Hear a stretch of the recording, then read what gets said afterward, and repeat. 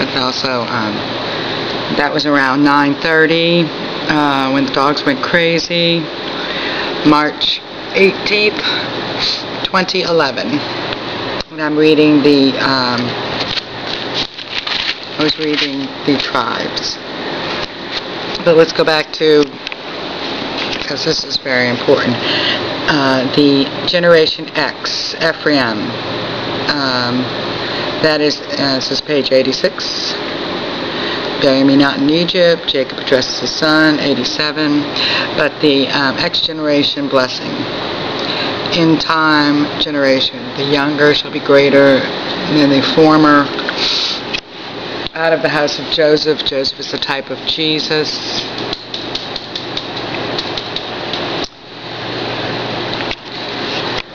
And it came to pass after these things that one told Joseph, Behold, thy father is sick, and he took with him his two sons, Manasseh and Ephraim.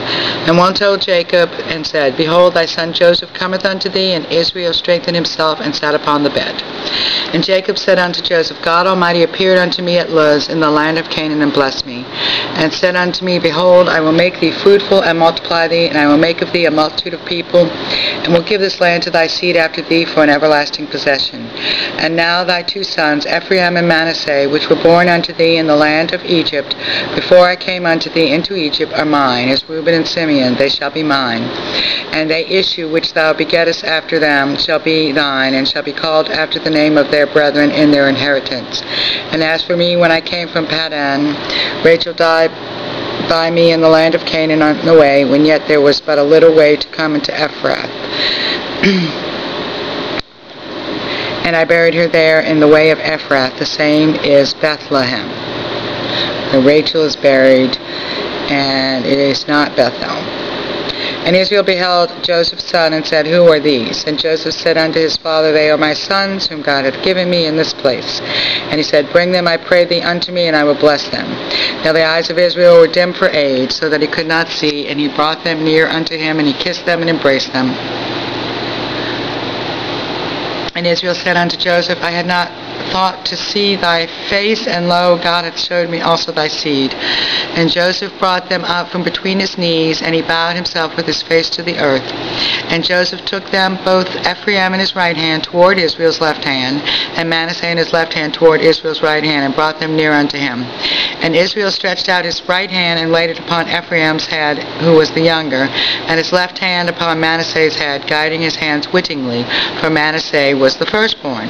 And he blessed Joseph and said, God before whom my fathers Abraham and Isaac did walk, the God which fed me all my life long unto this day, the angel which redeemed me from all evil, bless the lads, and let my name be named on them, and the name of my father Abraham and Isaac, and let them grow into a multitude in the midst of the earth. And when Joseph saw that his father laid his right hand upon the head of Ephraim, it displeased him, and he held his father's hand to remove it from Ephraim's head unto Manasseh's head. And Joseph said unto his father, Not so, my father, for this is the firstborn. Put thy right hand upon his head. And his father refuted and said, I know it, my son. I know it. He also shall become a great people.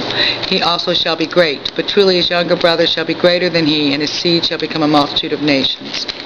And he blessed them that day, saying, In thee shall Israel bless, saying, God make thee as Ephraim and as Manasseh. And he set Ephraim before Manasseh. And Israel said unto Joseph, Behold, I die, but God shall be with you, and bring you again into the land of your fathers. Moreover, I have given to thee one portion above thy brethren, which I took out of the hand of the Amorite with my sword and with my bow. Joshua 17:14.